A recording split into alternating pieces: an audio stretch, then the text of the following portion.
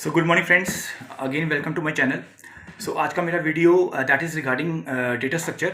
So one of the very important topic, you can say very important concept in data structure is your Polish notation. So concept is your Polish notation in data structure. So this is the topic for today's discussion.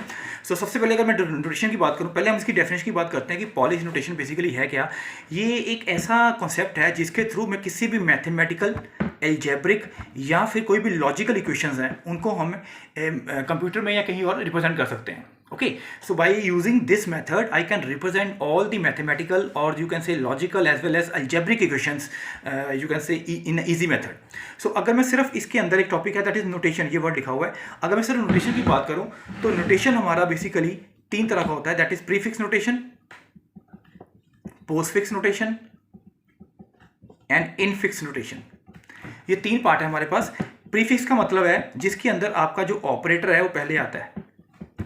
Postfix का मतलब होता है जिसके operator आपका बाद में जाता है। और इनफिक्स का मतलब होता है जिसमें ऑपरेटर आपका बीच में आता है। So what is this basically, ये कॉन्सेप्ट एक ऐसा है जिसमें देखिए ये हमारे ए और बी, अगर मैं सिंपल बात करूँ, ये देखो अगर मैंने ए और बी, आप मैथमेटिक्स में देखा होगा, आपने कोई ऐसी क्वेश्चन लिखते हैं ए प्लस बी। सो इसमें आपके ए और बी क्या है, these are operands and plus क्या है, ऑपरेटर। अगर मैं इसको जनरल बात करूँ तो ये हमारा इनफिक्स एक्सप्रेशन है।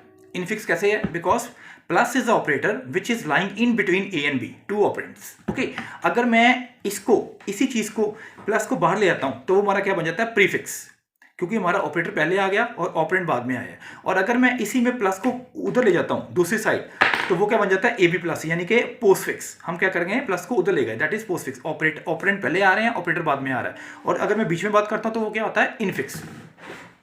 तो ये हमारे तीन कॉन्सेप्ट है इसके अंदर जो आपको समझने बहुत जरूरी है, बिकॉज इसके बिना हम कोई न्यूमेरिकल सॉल्व नहीं कर सकते।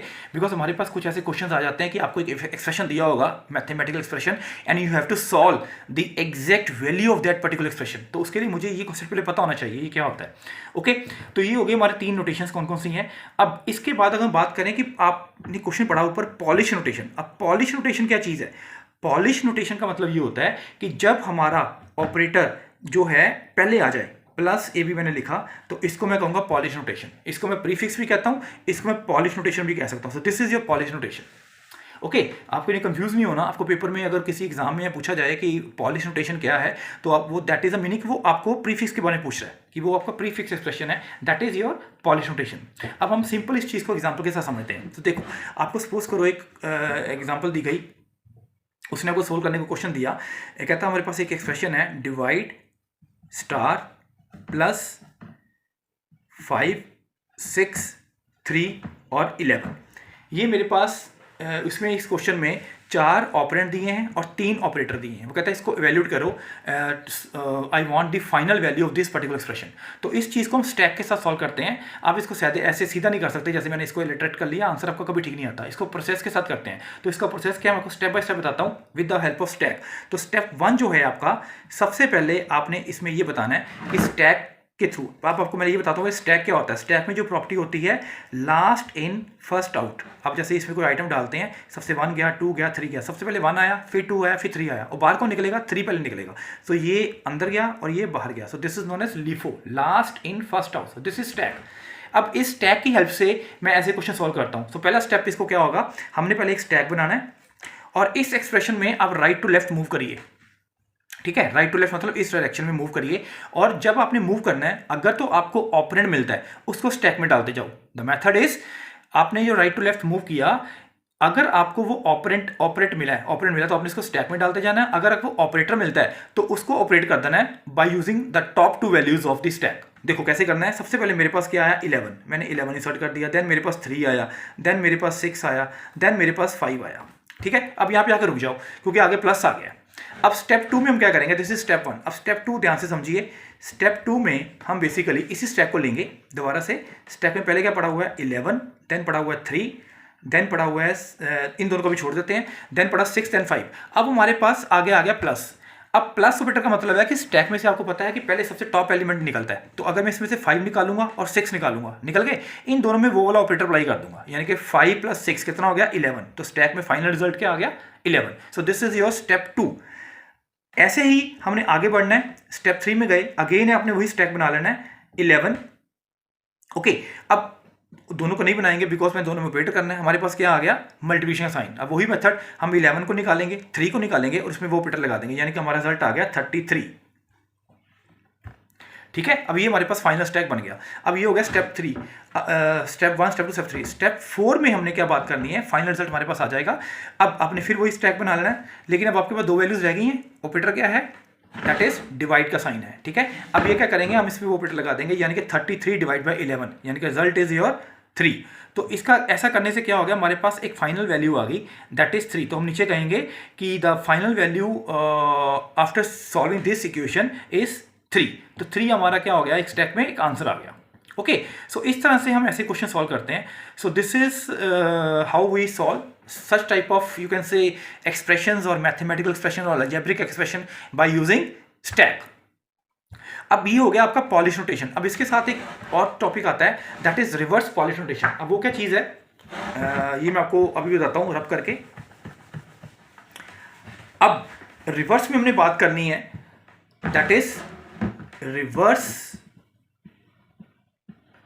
Polish notation. अब मैंने आपको बताया था कि जो हमारा पॉलिश नोटेशन है वो हमारा क्या है, प्रीफिक्स। ओके, ये अगर मैं बात करूं a प्लस ए बी, तो ये हमारा है पॉलिश नोटेशन। और अगर मैं इसको रिवर्स में लिखूं तो रिवर्स में क्या बन जाएगा, पोस्टफिक्स a b प्लस। अब इसमें क्या होगा, आपके ऑपरेंड पहले आएंगे, ऑपरेटर बाद में जाएगा। सो ये आपको बन जाएगा रिवर्स पॉलिश नोटेशन। ठीक है जी, आपको क्वेश्चन आ जाता है convert polish notation into reverse polish notation, तो आपने कंफ्यूज नहीं होना, वो तीनों आपके दिमाग में रखने हैं, infix, prefix and postfix. Concept वही है। ठीक है, अब ये क्वेश्चन को हमने सपोज करो ऐसे सॉल्व करना है, तो इसको हम लिखते हैं ए बी प्लस, यानी कि अगर सपोज करो आपका दिया हुआ है ए प्लस बी, तो इसका रिवर्स पॉलिश नोटेशन क्या होएगा, A B plus. Simple. Okay, तो अब हम क्या करते हैं, एक एग्जाम्पल सॉल्व करते हैं, सेम वही। तो हमने क्या किया, एक एग्जाम्पल लिया, मैं इसको एग्जाम्पल के सॉल्व करके दिखाता हूँ आपको। सपोज करो हमें एक एक्सप्रेशन दिया हुआ है 4 3 2 प्लस मल्टीप्लाई, कोई टर्म ले लेते हैं 5 और माइनस। ठीक है, अब देखो ये हमारा कौन सा एक्सप्रेशन है, ये हमें पोस्टफिक्स एक्सप्रेशन दिया हुआ है। देखो ऑपरेटर बाद में आ रहा है ना, ऑपरेटर पहले आ रहे हैं। सो ये हमारा पोस्टफिक्स एक्सप्रेशन है और वो कहता है इसको इवेल्यूएट करिए आप। तो फिर वही चीज़ हमने क्या करना है, स्टेप 1। अब इसमें थोड़ा सा आपने रिवर्स लेना है। उधर आपने क्या किया था, राइट टू लेफ्ट लिया था, इधर आपने लेफ्ट टू राइट जाना है। तो सबसे पहले वही हम स्टैक बनाएंगे, मेथड वही है। सबसे पहले हम लेफ्ट टू राइट जाएंगे, ऐसे स्टैक लिया, सबसे पहले 4 आया, देन 3 आया, देन 2 आया। ठीक है, अब यहाँ पे रुक जाना है क्योंकि आगे हमारा क्या पड़ा हुआ है, ऑपरेटर पड़ा हुआ है। तो स्टेप 2 में जाके इसको सॉल्व करते हैं। स्टेप 2 में क्या कहता है कि आपने वही स्टेप द्वारा बना लेना है। ओके, यहाँ पे पहले आ गया 4, अब हमारा क्या आया प्लस। प्लस का मतलब है कि स्टैक से पहले टॉप वैल्यू निकलती है, तो पहले 2 निकलेगा फिर 3 निकलेगा। 2 + 3 = 5, रिजल्ट आ गया 5, तो 5 को हमने स्टैक में डाल दिया। तो ये हमारा यहाँ तक क्वेश्चन सॉल्व हो गया, ये वाला यहाँ तक। ठीक है, अब स्टेप 3 में आ जाओ। स्टेप 3 में हमारा मल्टीप्लिकेशन साइन आ जाता है। ठीक है, हम एक फिर स्टैक बनाएंगे और फिर हमने टॉप वैल्यू में क्या पढ़ा हुआ, 4 और 5, यानी कि 5 निकलेगा और 4 निकलेगा। तो इसका मतलब है 5 × 5 ऑपरेटर इनटू है, तो 5 × 4, तो रिजल्ट आ गया 20। तो ये मेरे पास एक रिजल्ट आ गया, स्टैक में फाइनल वैल्यू आ गई, दैट इज 20। ठीक है जी, ये भी सॉल्व हो गया।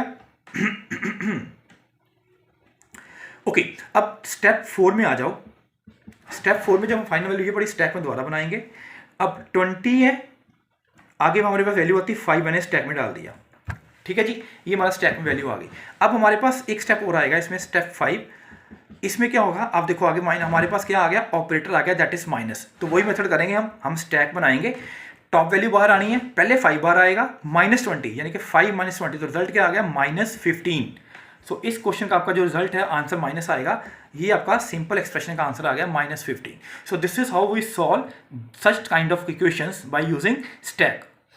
ओके, तो ये बेसिकली आपका जो स्टैक का बेसिक फॉर्मूला है कि जो हम इसको यूज़ करके कैसे हम आगे एक्सप्रेशन को सॉल्व करते हैं कि हमने किसी अलजेब्रिक एक्सप्रेशन या मैथमेटिकल एक्सप्रेशन को सॉल्व करना है। अगर मैं इसकी डेफिनेशन की बात करूं, पॉलिश नोटेशन की, तो डेफिनेशन ये होती है कि this will represent the mathematical, algebraic as well as logical equation in very simple way. तो ये सिंपल हम इसको रिप्रेजेंट करते हैं और इसको सॉल्व भी हम ऐसे ही कर लेते हैं।